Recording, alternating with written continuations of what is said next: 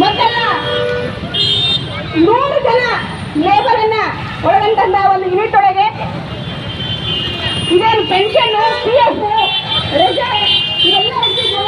ಅವೆಲ್ಲವೂ ಸಹ ಇವಾಗ 300ಕ್ಕೆ ಏರಿಸಲಾಗಿದೆ.